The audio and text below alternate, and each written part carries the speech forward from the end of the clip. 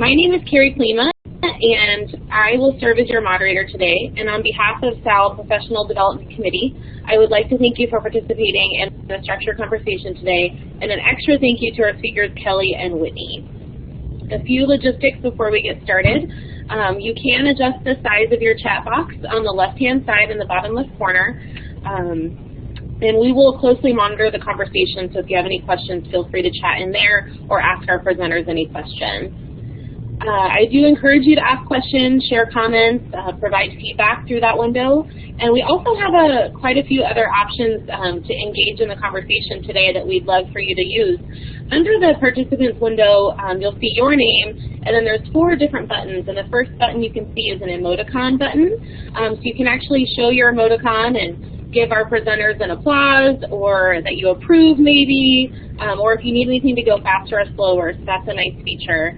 Next to that emoticon button, you'll see a little icon that allows you to step away from the session, and that can just let you mute your microphone and your video if you need to step away for any reason.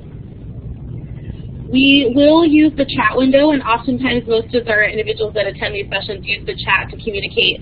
We do have your microphones muted, but if you do want to ask a question using your microphone, you can use the raise your hand feature. It's the little hand button in that box, and I will unmute your microphone for you to ask the question.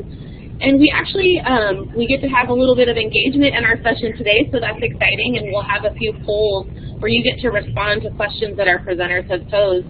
And that check mark box is where you'll be able to respond to either yes or no questions or multiple choice questions that our presenters have posed for us today.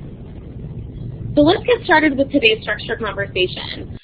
Kelly Cox serves as the Assistant Director in the Department of Student Life Studies at Texas A&M University. Her primary focus is assisting all student affairs departments with their assessment efforts, promoting student learning assessment, and helping departments with their assessment plans. Kelly also chairs the Aggies RISE, which is Reflecting and Integrating Student Employment Committee, and regularly works with supervisors on developing an environment for student learning, reflection, and assessment in employment. Additionally, she has recently presented a NASTA webinar on assessing reflections incorporated into student organizations. And Whitney Brown is the Assessment and Strategic Projects Director at the University of Alaska, Anchorage. Current efforts for her include focusing on recruitment and enrollment strategy, communication and marketing planning, and student retention and completion initiatives. Whitney is also one of the co-founders of the Alaska PEAK, the Purposeful Assessment Engaging Knowledge, and a holistic supervisor approach utilized at UAA with student employees focused on learning and skill development. Whitney recently presented a NASTA webinar on the Alaska PEAK project. Please join me in welcoming, there we go, sorry about that, Kelly Cox and Whitney Brown with a conversation about assessing student learning through student employment.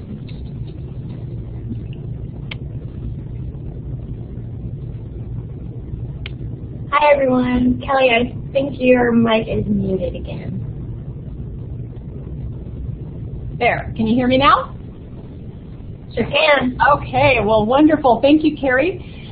Whitney and I are looking forward to talking with everybody about assessing student learning and looking at student employment as a method of doing that. So just a little bit about what we're going to kind of walk through today. As we look at both of the projects, Aggies RISE at Texas A&M and Alaska PEAK at University of Alaska Anchorage, we're going to talk about the process that both of those institutions did in looking at student employment, documenting student learning, different tools that each institution has used, as well as how we've gone about creating a learning environment with supervisors and facilitating reflective conversations and supervisors being able to do that.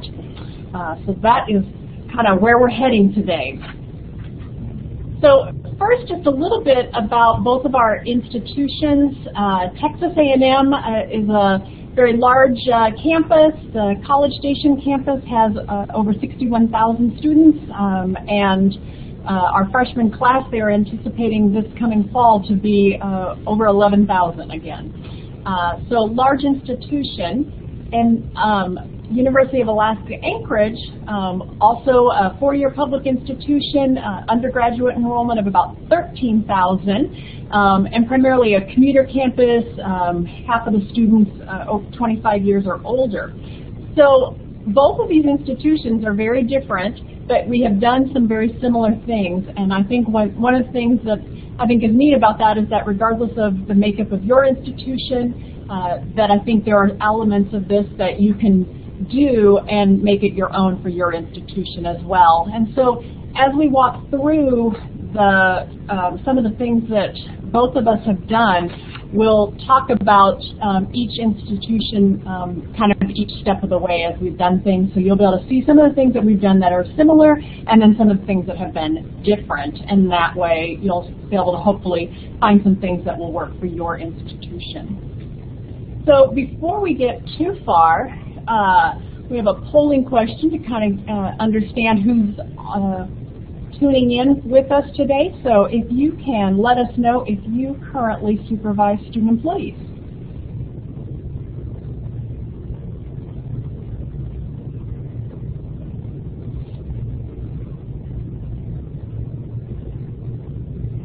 And again, that polling question response, you can find it under the Participants tab under your name. There's 4 different icons, and it's the checkbox is the option.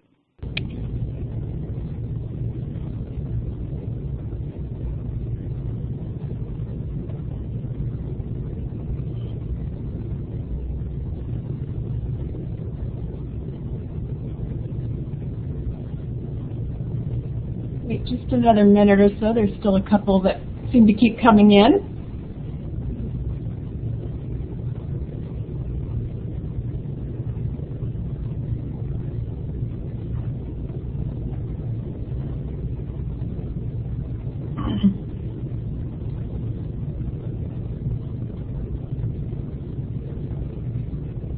Okay, so Carrie, you may have to help me. Is the X the yes?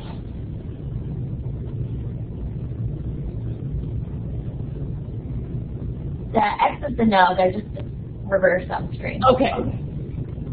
Okay, so so we have about half of the people participating that are supervisors, and then just a little over a quarter that are not. One of the things when Whitney and I were talking about this presentation, both of us had been supervisors before, but neither of us currently supervise students in our current role. We both work with our institutions on kind of leading that initiative of looking at student employment. And so I think regardless of whether you are a student supervisor or not, that we'll be able to share some information that hopefully will apply for you and your campus. So first, just a little bit about student employment. If you're not familiar, there's quite a bit of research on the benefits of student employment, that students that are employed often gain skills that they can use outside of once they graduate and leave college. They do better in school most often the time is the case, as well as the retention rate tends to be higher for students that are employed. And looking at some national data, about 80% of students at some point work while they're in college, as well as then looking at some of that in high school too. So there are lots of students that are employed on our campuses, and hopefully they are gaining that seamless environment, as Koo talks about, and being able to make those connections between the different areas that they're focused on. So whether that is their employment, their co-curricular, or their classroom, but being able to find ways that those all come together and they can integrate those areas. So this is kind of a little bit also of the outline of what we're going to talk about today, in that when Whitney and I were looking at what each of us have done on our campuses, we've each done these elements of creating a framework and gathering data and creating kind of an approach and piloting a project on our own campuses. And definitely we both have been revising and adapting as that has continued on, and we're going to talk about that throughout the rest of the webinar, and looking at each of our institutions and where those have been similar and different in how we've kind of approached those different areas. So we will start with establishing a framework and looking at what that looks like. And so as we get started, we have another polling question. If your institution, if you have learning outcomes for your student employees, and if you do have outcomes for your student employees, are they just for you, your specific position, or division-wide, or maybe they're both, or you do not have outcomes yet?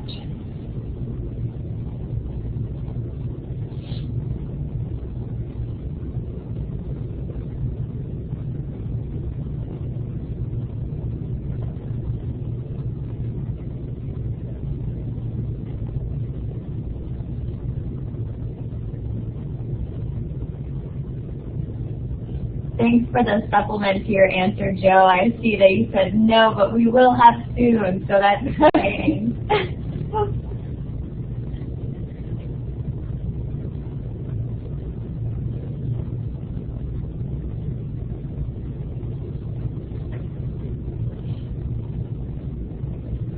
Okay, so it looks like we have about a quarter that do not have outcomes, and then also almost a quarter that have position-specific outcomes, and then fewer that have either both division-wide and position-specific, or just division-wide outcomes. So, well, regardless of where you're at, I think we're going to talk about things that will help you, even if you do not have outcomes yet and you're trying to create those. We'll talk about the process that both of our institutions did in terms of developing those, and for both of us, that actually was different in terms of how we came up with those outcomes and what that looked like for us. So the first thing Whitney and I both kind of talked about is that we really looked at a framework that we had at our own institutions. And so looking at both some of those internal things within the institution or the Division of Student Affairs, as well as some external frameworks with CAS, FALDO, and NACE. And so I think regardless of how you what things kind of fit with your institution, the biggest thing is having your outcomes align with something that makes the most sense for your institution. So the way it looked for both of our programs, at Texas A&M we have institution-wide learning outcomes, and we don't have learning outcomes for our Division of Student Affairs. We align with the institution's outcomes. So when we looked at creating division-wide learning outcomes for our student employment, we focused on the ones and started looking first at the ones that the institution already had. And then we also looked a little bit at the division strategic plan, but that was actually a kind of a secondary step, because when we first piloted the project and started looking at that, we were recreating the division strategic plan. And then also looking at high impact practices. The Alaska Peak program had a framework within their Division of Student Affairs, and so student employment fit into that very well, and looking at the four kind of elements of their outcomes for their division. And so both of us kind of focused on that a little bit differently to create the outcomes that we had. So moving forward just a little bit, and this part I'm going to go through a little bit quickly just because I'm hoping that most of us are already kind of in the language of talking about learning outcomes. But one of the things that was really important to both of our institutions as we were doing this was really focused on those learning outcomes, and what are those students gaining from their employment that that is either helping them as a student or after they graduate and leave campus. And so really focusing on increasing students' awareness about their own learning, and learning outcomes allow that to happen. Both of our institutions created processes that involve reflection so that students are really taking that time to think about their learning and be aware of it, but also articulate what they're learning from their employment experiences, and being able to connect things across other areas. So what do they learn in the classroom that they can bring to their job? What do they learn in their job that they can take to their classroom? As well as then co-curricular experiences. So really kind of looking at all of those areas. I'm guessing most of us probably are fairly familiar with what learning outcomes are, but just to make sure that everybody is on the same page. So when we were developing learning outcomes, really focusing on what it is that students are either learning, being able to do, demonstrate the skills that they're gaining because of their employment. So focus on that learning, not the activity or that they are employed. Again, aligning all that with something that makes sense. So at our institution, that was tied much more to our institutional outcomes. Alaska Peak was more tied to their student affairs outcomes. But then making sure that it's measurable. And also, I think, always thinking about, I always tell our staff, thinking about the 3 M's, that it's measurable, it's meaningful, and it's manageable. And so having a process in place that you can actually sustain, as well as that you can measure it, you can, it makes sense to you, it works with what you're looking at. So looking at, also thinking about in terms of creating those learning outcomes and Bloom's taxonomy and what level of experience that students may get. If you're doing a training program for student employees and it's like a 1 or 2 hour training program, they are probably at that knowledge level. But if you're talking about student employees that have been there for a while, maybe they supervise other students, maybe they are the ones that have the keys after 5 o'clock and they are responding to things in the building, maybe they're at a much higher level of applying, analyzing, and things like that. So thinking about what level or what kind of experiences those student employees are having.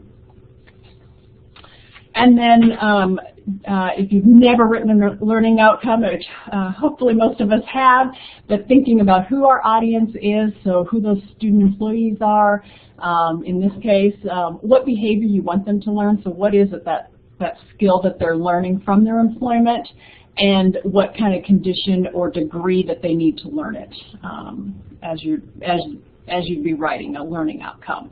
So for about a quarter of the group that does not have learning outcomes, hopefully you already know this model, but thinking about those things as you write learning outcomes for student employees, whether that would be for specific positions or something across the division. So what were the learning outcomes that our institutions came up with? So for Aggies Rise, we have 3 that are across the division. Almost all of our supervisors also have some position specific. Well, that word is giving me a tongue twister. Most of our supervisors do have learning outcomes for their specific positions, but these were the 3 that we identified as kind of across the board, that we felt that regardless of the type of position that they had and what department they might be in, that they would get those 3. And Alaska Peak had 4, again, and I think some of these have some very similarity, or some strong similarities in terms of what they are. And Whitney, correct me if I'm wrong, but yours are like division-wide across the board for yours. So those were the outcomes that both of us, our institutions, had come up with. One of the other frameworks that both institutions have looked at is this idea of high impact practices. And I'm sure many of us are familiar with George Koo's work in talking about high impact practices and the value that those have for students. I did not realize until recently that both of our institutions had Dr. Koo come to our campuses, and it was funny when Whitney and I were talking about it because we were like, oh, that's what he said to us, that's what he said to us. And so student employment is not listed as one of the kind of 10 recognized high-impact practices, but Koo, when he talked to both of our campuses and talked to staff in the Division of Student Affairs for both of us, really talked about that student employment easily could be a high-impact practice because it has so many of the 8 elements that make up high-impact practices. And those are, I won't read them all, but they're these 8 elements. And so Koo's work talks about that to be a high-impact practice, you're looking at these elements. And so when you think about student employment, most of the time student employees they have expectations for their job, for showing up, for professionalism. They have time spent with either a supervisor or other staff members that maybe if multiple people give them projects or things to work on, interacting with staff and peers, working with a wide range of people, whether that is kind of the public, clients, students, staff in the office. Hopefully they are also getting feedback in some kind of a consistent, regular timing and learning and growing from those experiences, same way that we would often do performance evaluations with full-time staff, doing something along that lines with student employees. Having opportunities for reflection, and Whitney's going to talk more about that and how both of our campuses incorporated reflection with our student employees. But being able to apply what they learn, for many students, sometimes working on campus can be the first time that they've ever had quote a real job, and so learning those real world skills like, yes, we do expect you to show up on time and things like that. And so for some students, it really is a learning experience to do that, and being able to demonstrate what they're supposed to be able to do. And so student employment, while maybe it may not be listed as one of the high impact practices, it definitely has the opportunity to be an element, to have all of the elements that make up a high impact practice. So connecting some of the, collecting some of the baseline data, both of our campuses looked at information that we either knew or we were gathering information that we didn't know about our student employees. So Alaska Peak had 2 initial kind of assessment initiatives. So they did a survey with their student employees as they were starting off and trying to find out what it is that student employees, what they said that they gained from their employment. And so some of the things that were listed the highest on that were personal accountability, working collaboratively with diverse populations, and responding to the needs of others. Additionally then, Alaska Peak worked with Project CEO, which stands for the co-curricular experience outcome, and they worked with that project. It looks at the 10 most desirable skills or traits that NACE has identified that employers are looking for from college graduates. And so that project focuses on those top 10 skills that are most desirable by employers. And so finding out and understanding how the employment positions on our campuses and how they connect with that. And then for Aggies Rise, we did a similar kind of survey with our student employees. We did a survey in the fall semester of 2012 to find out a little bit about what students were gaining from their employment experience, and then we also did a survey in the spring of 2013. And so some of that, learning what students, what skills they learn that contribute to their overall success, and not surprisingly, at least it didn't seem like a surprise to me, that several of them were similar things that Alaska was finding out, like time management, communication, working with others, conflict resolution, diversity, so those kind of skills that they are able to learn from the employment that they have. And then also looking at, so this chart has the fall 2012 results and the spring 2013 results. The two items in blue are the means that had the highest score for that particular time that it was administered, and it's in descending order by the change between the two. But overall, students talking about a lot of those same skills in terms of communication, working with others, things like that. So, and the top one, working effectively with individuals from a variety of backgrounds, the difference between the fall and the spring was statistically significant difference. So we can see that some of that was changing as student employees, and this was administered with students who were employed at both time periods, so it was the same group of students.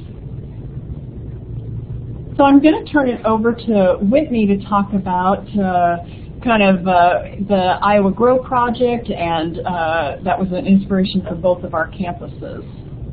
Awesome. Thanks, Kelly. And I'd like to transition to really the nuts and bolts of what our student employment approaches look like and how we were able to measure impact and continue to do so and adapt our programs accordingly. So yes, as Kelly mentioned, Iowa Grow is the inspiration for both of our programs, and after creating a sound assessment foundation, our institutions began by researching best practices out there for what student employment programming is being done at other campuses to inform our own systematic approaches. And at this time, the focus on student employment was still relatively new in the field. So one of the few examples that we had found at the time was Iowa Grow. And this is also an initiative that was brought to us when George Koo visited both of our campuses. And this was a model that really resonated with us and was something that we could really rally around.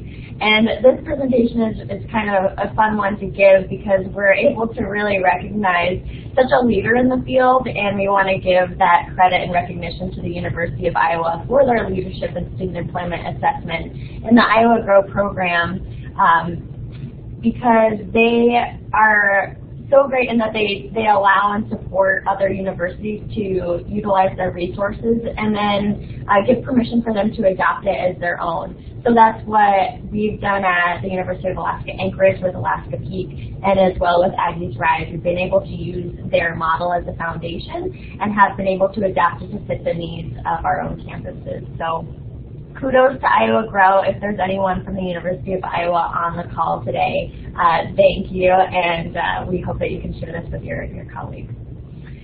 So diving on into what our student employment programs look like, I want to put out there that a program like this is so powerful because it really fosters that relationship with the student employee and their supervisors. And we know that strong relationships, or at least one relationship to the institution, and building an affinity to the institution really increases retention and student success. A program like this also supports students to reflect on their learning and make connections across their learning experiences, and supports the ongoing professional development of those students and the professional staff of your institution.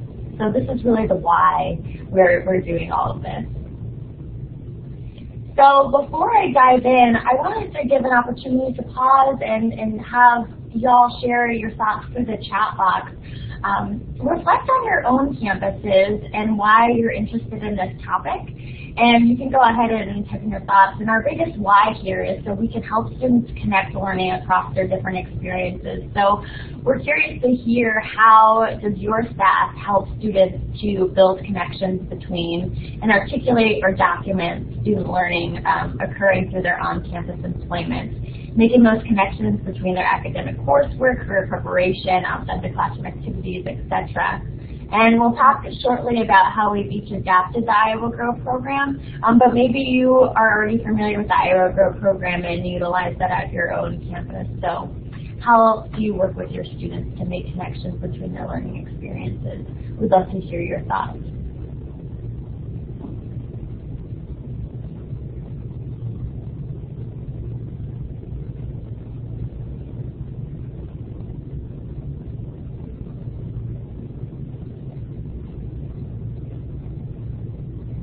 I see a few folks are typing away, so we hope that you all can share your experiences. Judd says, at least annually we ask our students how they're applying classroom learning to their employment roles, and this conversation happens more often in other departments than others. Yes, exactly. That's something we found as well when we first started, that some supervisors were already engaged in these kinds of conversations with their student employees, and then for some it was like this aha, epiphany moment of oh, I really have this powerful role with my student employees to help facilitate that dialogue. Let's see, what else are we saying here? We have conversations with students to let them provide feedback related to their experiences. I'll give suggestions to what they want to get out of the experience. Great. Yes, Leslie, regular one-on-ones are key in creating a structure where supervisors prompt students to think about their tasks and how they connect with curricular content. Awesome. Beautiful. So y'all are definitely in this mindset of why it's so important, so we're really excited to hear that as we tell you a little bit more about our approaches.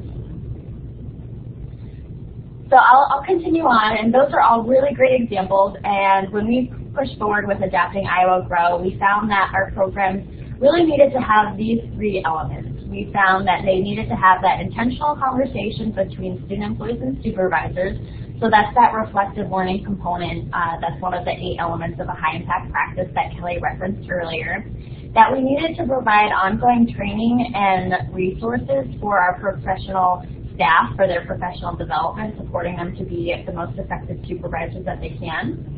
And then we also had to incorporate a systematic assessment of student learning. Our programs both use this 3-pronged approach with slightly different variations. And this structure, though, really ensures that all student employees have an equitable and consistent experience, regardless of what department they work in. So regardless of if they are in a more of a processing department within our enrollment services area or financial aid department, as comparison to a residential life department or student activities. So this really provides that consistent experience to make sure that students are really gaining some tangible skills and experiences.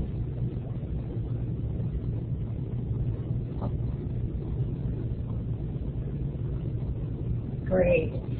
So I'll talk about each of our programs and what the structure has looked like. So first up is Aggies Rise, and Aggies Rise came out of a subcommittee within the division, within a division-wide committee on student learning. And they use the intentional conversations to create an environment where reflection and integrated learning is encouraged in student employment positions. And so the RISE protocol calls for 2 interview conversations with student employees and their supervisors each semester. And I'll talk a little bit more about what those conversations look like. And for the ongoing professional development and training of their staff, they have a Lunch and Learn series throughout the year. And staff also receive training on this approach at division-wide events, including their summer and mid-year symposium on student learning. Supervisors also have access to shared resources on their website, so they don't need to reinvent the wheel, and they have support readily available then to them that they can access online. And then Aggies Rise also does a formal assessment administered to all division student employees every 3 years. So the first time that they did this assessment, it was in academic year 13, and that included a pre-survey in the fall and a post-survey in the spring, and Kelly shared some of that data with you earlier. And then the next cycle of the survey was in academic year 16. So it's important to know that as our programs develop, we've learned that we need to refine and adapt, and our priorities have shifted a little bit. So when they began the second iteration of their survey, they found that it would be really important to focus on the supervisor perspective as well as the student perspective. So they focused their fall assessment on the supervisors and surveyed the students in the spring.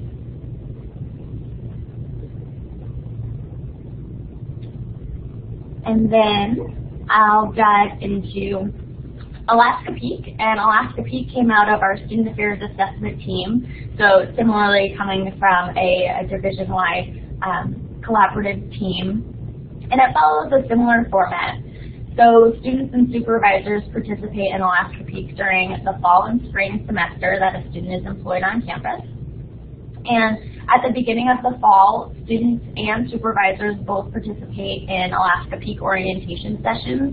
And these student employee orientation sessions introduce Alaska Peak and student employment learning outcomes as part of the student affairs culture. And that really provides that evidence to students that supervisors truly care about what students are learning through their UAA experiences. And then similarly, the supervisor orientation provides Alaska Peak as a structure for the role a supervisor can play in helping students make their connections between work and academics. So that's where that aha moment oftentimes occurs. Like Aggies Rise, the Alaska Peak program requires supervisors to host 2 Alaska Peak conversations with their student employees. We do this either as individual one-on-one or small group conversations each semester. And again, these conversations really foster that relationship between the supervisor and the student employee. And then in addition to the 2 conversations per semester, supervisors also assist student employees to produce a well-developed resume by the end of the spring semester. And this resume really illustrates the students' accomplishments and skills developed from their own campus employment positions. And that component provides that strong, tangible that supports UAA's institutional goal to produce Alaska's workforce. So we've done that for the first time in this past academic year, and we're really excited to see these beautiful resumes that are coming out and the skills that students are able to articulate on those. And then lastly, each spring, students complete an end-of-year student employment survey, which evaluates those key outcomes of student employment and work-academic connections.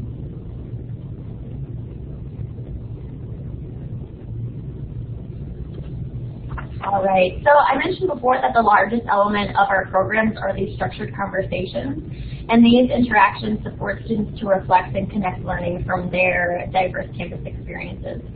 So what do these conversations look like? When we began, our supervisors were like, so what are we specifically supposed to talk about? And so these programs give that structure and guidance to supervisors. And each conversation includes core questions about what students are learning and how they are applying their learning. So first, the Aggies Rise protocol, they utilize the 4 core Iowa Grow questions. And they felt that these questions very well aligned with their institutional priorities and their improvement plans, so they went with it, and it's been working great for them. So their supervisors provide these questions several days in advance of students' one-on-ones with their supervisors. So this gives students the opportunity to reflect and think about these questions in advance of meeting with their supervisor. And then the students meet with their supervisor for about a 30 to 60-minute one-on-one. And so outlined on the screen are those 4 questions that are addressed, and those include: how is this fitting in with your academics? What are you learning here that is helping you in school? What are you learning in class that you can apply here? And can you give me a couple of examples of things you are learning here at work that you will use in your chosen profession? And I'd like to point out that we're often asked, why would you ask the same reflection questions at every meeting in both in the spring and the fall? It seems a little repetitive at first glance. But the idea is that students are taking different classes in the spring than they were in the fall. And since the purpose is to connect the learning across the different experiences, the conversation should look significantly different from semester to semester based on the student's course selection or where they're at in their academic journey. So we just wanted to put that out there for a little bit more context. Sorry, I keep forgetting to advance the slide on the screen. Here we go.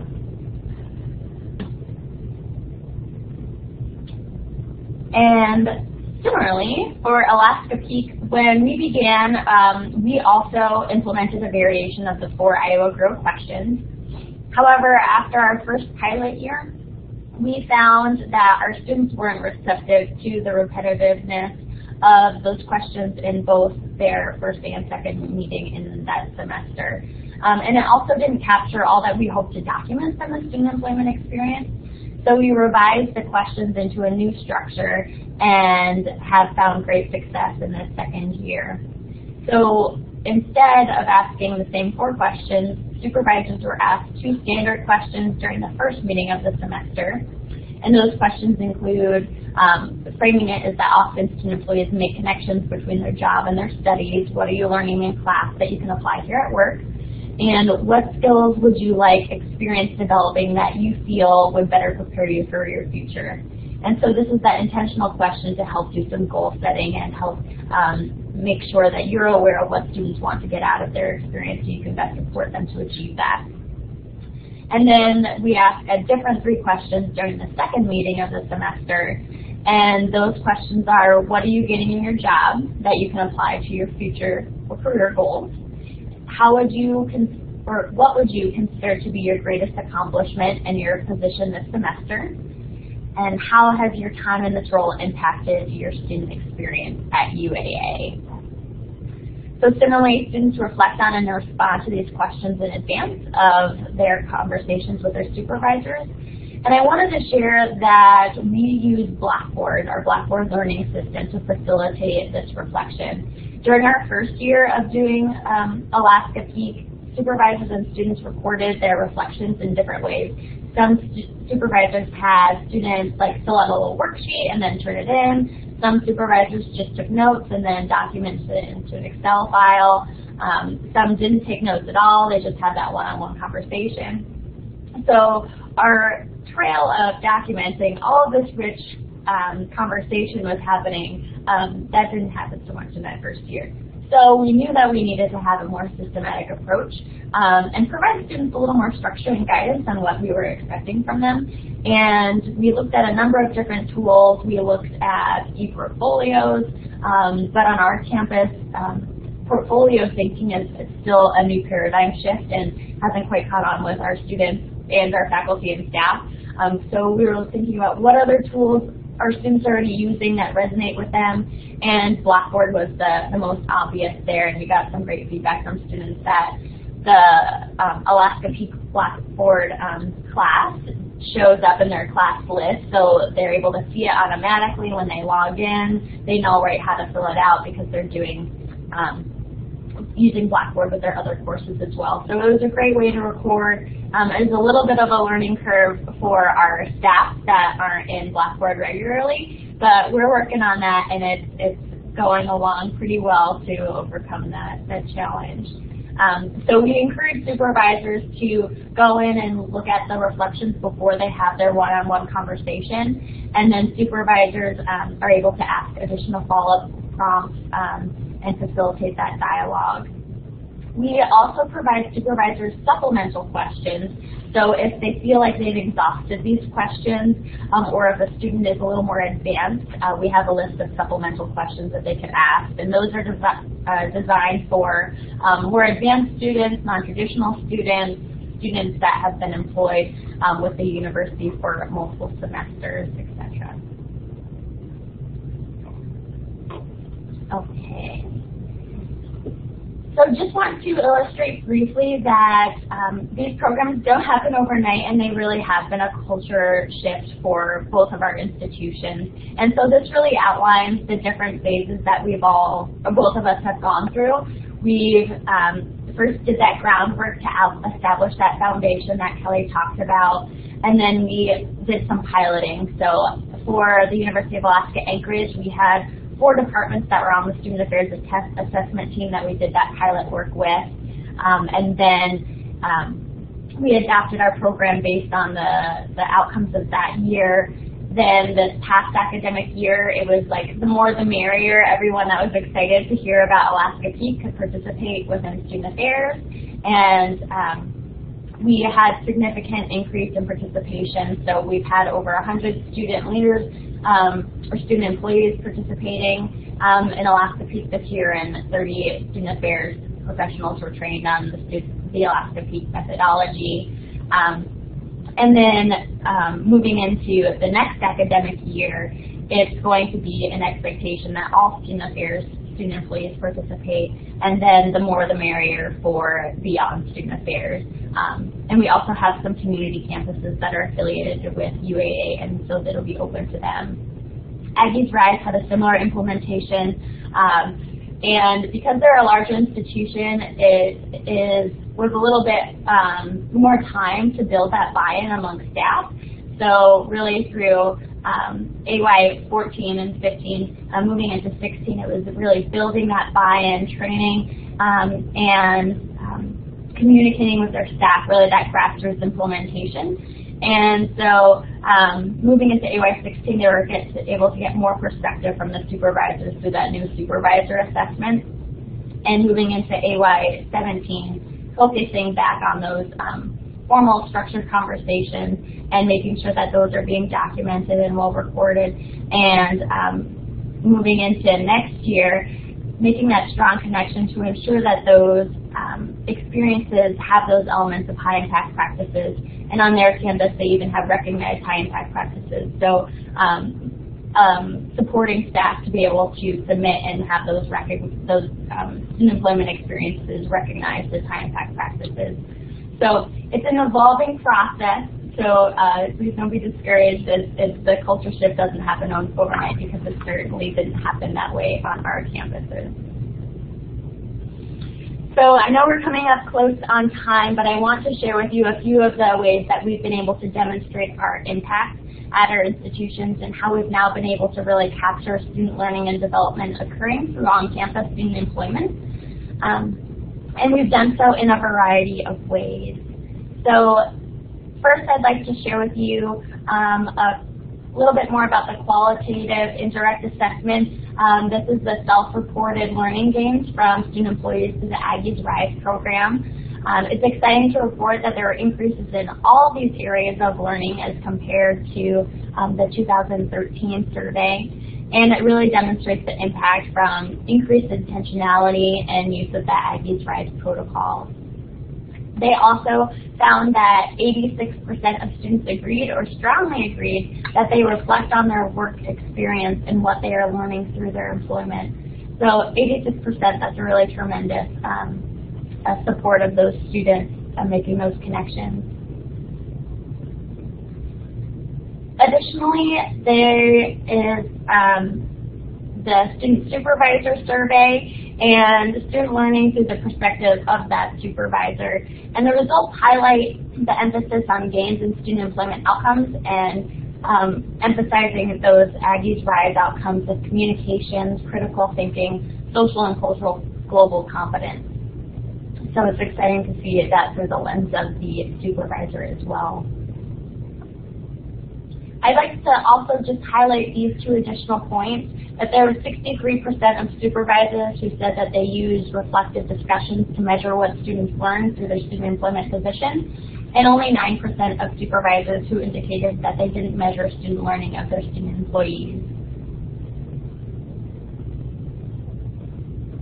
And then I won't read through these as well, but I also wanted to provide how we were able to capture those stories from our students. And so the next few slides here are direct measures of students' ability to articulate their learning and experiences.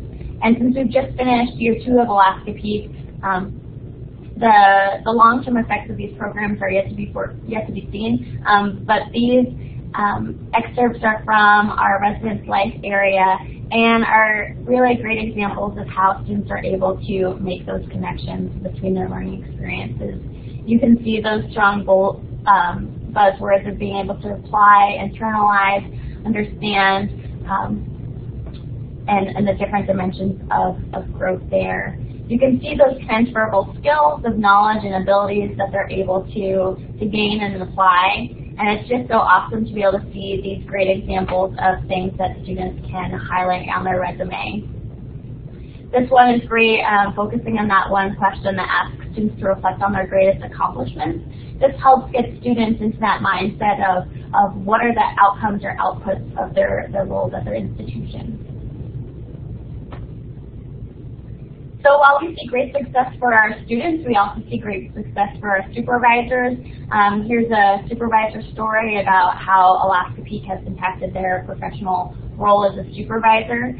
And we, both at Aggies Rise and with Alaska Peak, we found that supervisors are even incorporating these structured conversation questions within their interview processes with students. And you know that when staff are adapting these kinds of structures in different ways, that is really infusing into the culture.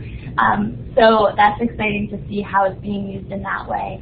And staff are even reporting that they're able to hire better student employees, or they're more engaged student employees by digging deeper through that interview process as well with some of these questions. Just touching briefly on the supervisor support, I want to highlight how both of our areas support that ongoing professional development. We really found that that was a need for staff because we had such a diversity in novice supervisors compared to senior supervisors. And also getting together periodically for professional development really provides a strong network amongst our supervisors and some more collegiality amongst them to support student employment.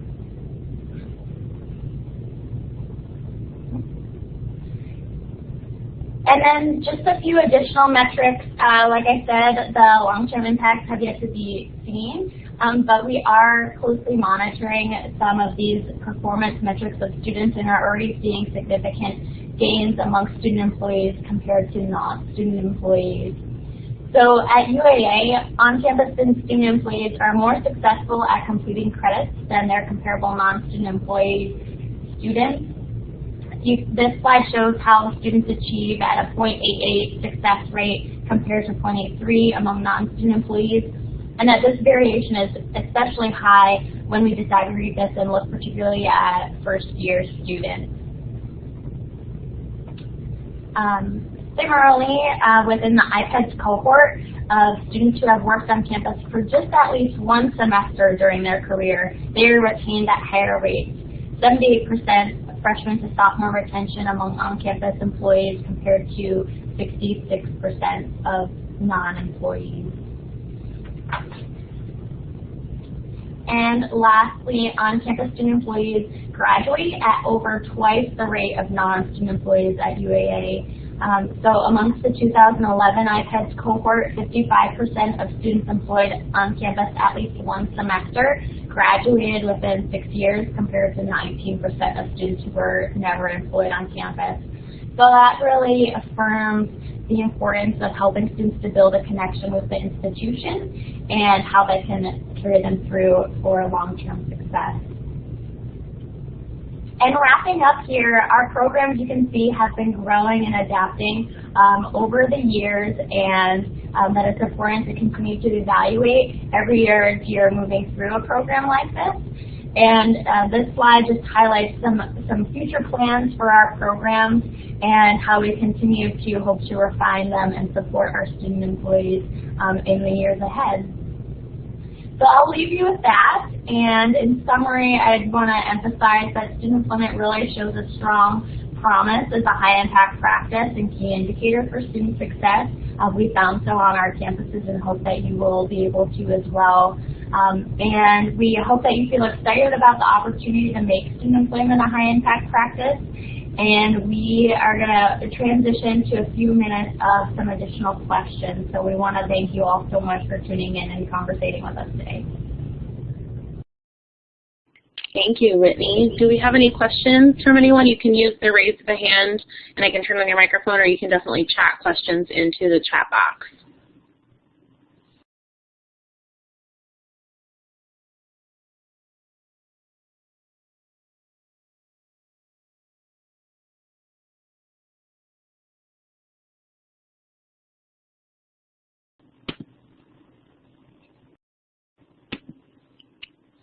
So we will send out, there's a question about sending out the PowerPoint. Yeah, I think that both Whitney and Kelly gave us a lot of great information and great insights. So the PowerPoint will be sent out to those who registered for the structure conversation, as well as we do load that onto the SAL website as well.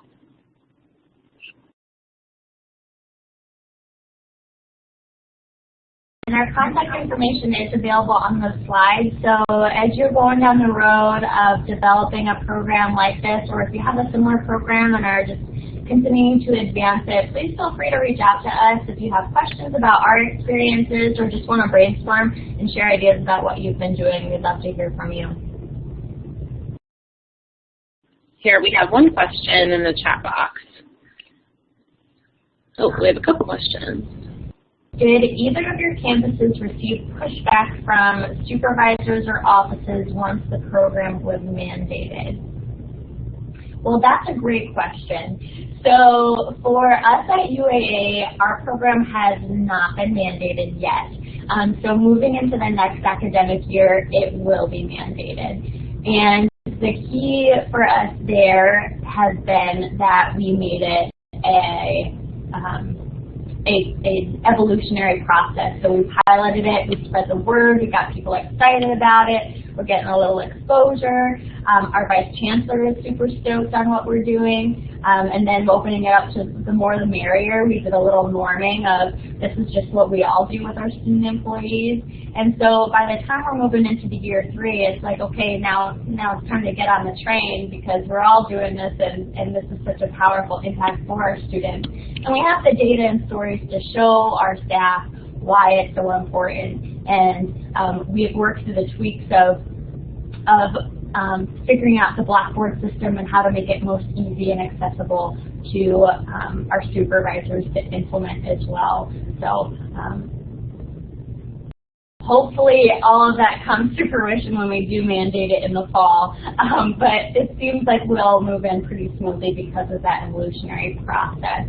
Kelly, did you have anything to add? No, but I want to hear how it goes when you do mandate it this coming fall, so I'll be following up with you.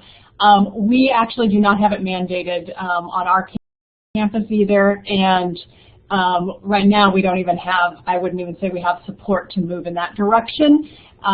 We have a number of our supervisors who are doing the Aggie Rise protocol, but they don't have to report back at a division level. So some of them are probably doing it and we don't necessarily know that it's happening, and then many of them I do know what they're doing and they share what they're doing and things like that. So we are still trying to look at how to collect some of that at a division level and making some of that happen. But I think, as Whitney said earlier, like the size of Texas A&M, that makes it just a little more challenging for us to move that forward. And I know there was a question about the student ratio between student employees and supervisors, so I'll touch on that and then Whitney can chime in as well. It will vary greatly at our institution. Our rec sports area especially will have, it's not uncommon that there are a couple staff members that have 100 to 200 student employees under them. Surprisingly, one of the staff members specifically, she meets one-on-one with all of her students once a semester. And so she has a a direct measure where she uses a rubric on evaluating their performance, and that happens every semester. She also then uses the Aggie Rise questions and protocol and has conversations with them in that reflective manner about what they're gaining from their position and integrating that with what they're learning in their classes. And then there's some other areas where they may supervise, 2, 3, 4 students, and they have a lot more direct conversations with their student employees.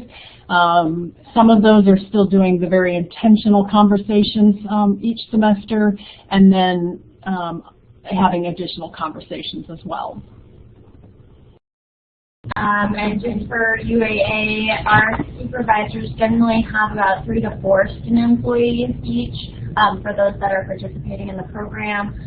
The largest amount of students is up to about 20, and those are within our residential life and our student activities area. So they found it to be really manageable, particularly with our having used Blackboard, because all of the responses are collected and synthesized right there, so they're able to easily go in and review them. Great, thank you. So I think we're out of time. So as we conclude today's session, thank you again to Kelly and Whitney and the SAL Professional Development Committee for their help in bringing you today's conversation. A recording of this structured conversation and associated materials with a link for feedback will be shared with you tomorrow, and by tomorrow, and we are taking the summer off from structured conversations. Our PDC will be working hard to bring you some exciting things this fall, but we look forward to connecting with you again in September, and we hope you have a great day. Thank you all. Thanks so much for having us. Thank you.